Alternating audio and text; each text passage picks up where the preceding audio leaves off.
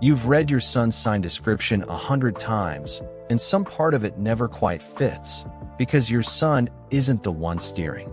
It's your chart ruler, the planet that rules your rising sign, the mask the world sees first.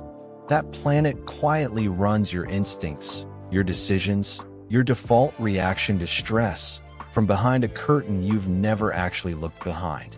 Most people go their whole life chasing a personality that was written by the wrong planet, and wonder why the description almost fits, but not quite. Here's how it hides. You call a pattern just who I am, instead of noticing it's one planet's fingerprint on everything. If Mercury rules your chart, you talk your way through feelings instead of sitting with them, and call it processing out loud. If Mars rules it, you pick a fight to avoid a harder, quieter conversation, and call it just being direct. If Venus rules it, you keep the peace at your own expense, and call it being easygoing. The label protects you from asking whose voice you're actually running on. Left unnamed, this stops being a quirk and starts being your whole operating system. You notice you make the same relationship choice, the same career pivot, the same argument across totally different decades and totally different people involved, and you chalk it up to bad luck instead of a pattern with a source. You read your horoscope for your sun sign and feel almost nothing, because the sun isn't where the real steering happens. You start describing yourself in ways that sound accurate on paper and feel hollow out loud, because you're describing the mask, not the hand moving it. Look up your rising sign's ruling planet right now if you don't already know it. Comment which planet runs your chart, and one thing about you that finally makes sense once you know whose hands are actually on the wheel. The shift starts with naming the planet honestly, not flatteringly.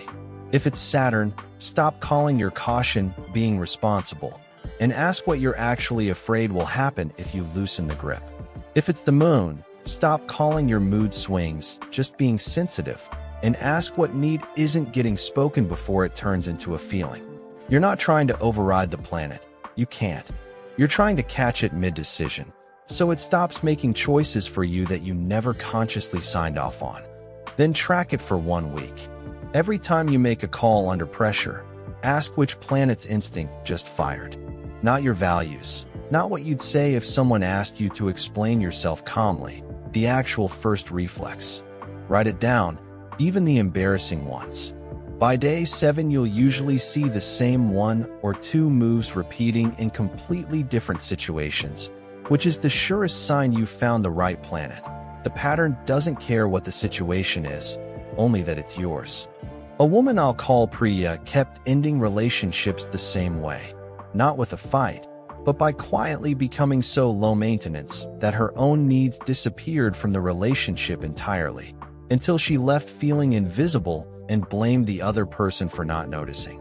Her chart ruler was Venus in a sign built for keeping things smooth at any cost.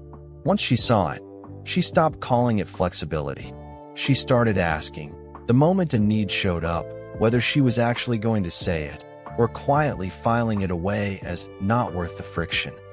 Priya didn't become a different person.